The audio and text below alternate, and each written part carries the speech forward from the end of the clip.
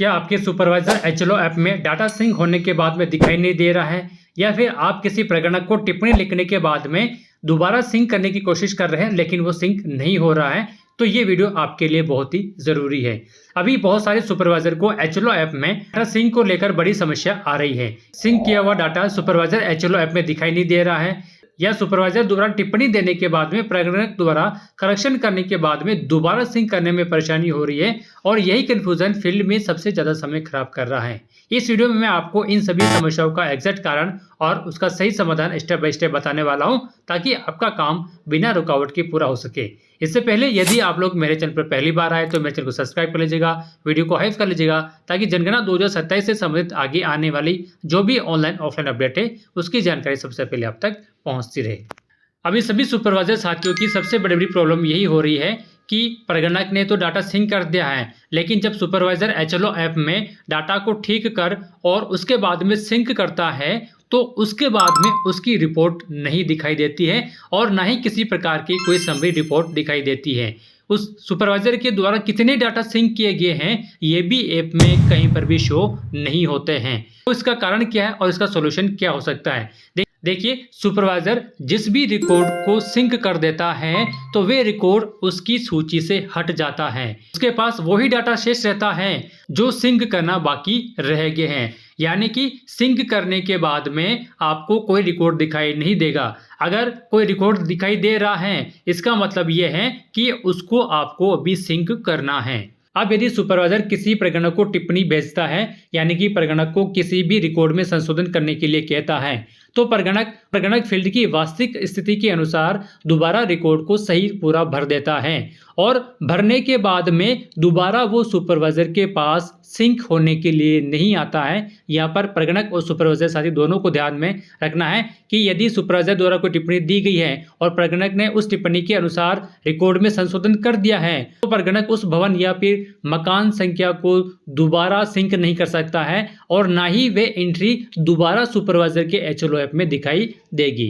यानी कि कहने का मतलब है, सुपरवाइजर को किसी भी प्रकार की समरी या किसी भी प्रकार की रिकॉर्ड कीपिंग की आवश्यकता नहीं होती है। चार्ज अधिकारी अपने पोर्टल से इस पूरी प्रक्रिया को देख सकता है और आवश्यकता अनुसार सुपरवाइजर को निर्देश दे सकता है। तो सभी सुपरवाइजर साथी, यदि सिंक करने के बाद में डाटा नहीं दिख रहा है तो आपको टेंशन लेने की आवश्यकता नहीं है, क्योंकि ऐप में ऐसा ही सिस्टम बनाया गया है कि सुपरवाइजर सिंक करते ही वहां से डाटा हट जाता है।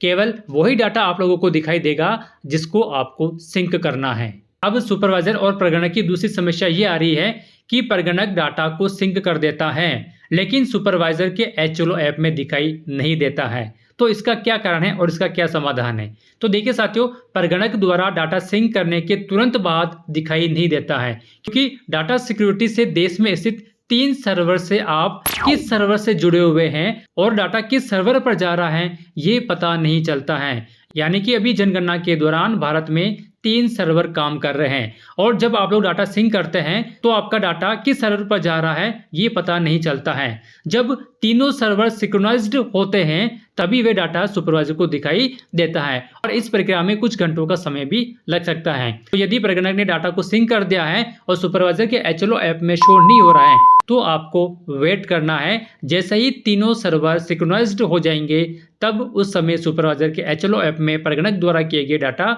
ऑटोमेटिक वहां पर शो होने लग जाएंगे। अब तीसरी प्रॉब्लम ये आ रही है कि यदि कोई सुपरवाइजर किसी प्रगणक को टिप्पणी कर उसको दोबारा वापस भेजता है और उसके बाद में प्रगणक उस डाटा को सही कर वापस सुपरवाइजर को भेज नहीं पा रहा है, तो इसका क्या कारण हो सकता है? देखिए, प्रगणक द्वारा सुपरवाइजर के निर्देश अनुसार और फील्ड की वास्तविक स्थिति के अनुसार डाटा को सही कर देता है। यानी कि जो 34 क्वेश्चन में अगर किसी प्रकार की कोई गलती है तो उसे वो सही कर देता है, लेकिन वो दोबारा सुपरवाइजर को भेज नहीं सकता है। जैसे ही वो किसी भवन में किसी मकान की एंट्री को सही करता है और सेव करने के बाद में वापस ऑटोमेटिकली, क्योंकि वो पहले ही सिंक हो चुका है तो वो ऑटोमेटिकली सिंक हो जाता है, और वो दोबारा सुपरवाइजर के पास भी नहीं जाता है। सुपरवाइजर के पास में कोई भी रिकॉर्ड सिर्फ एक बार ही जाता है। ये सुपरवाइजर साथियों को विशेष रूप से ध्यान में रखना है कि आपके पास में डाटा सिंक होने के लिए सिर्फ एक बार ही आएगा।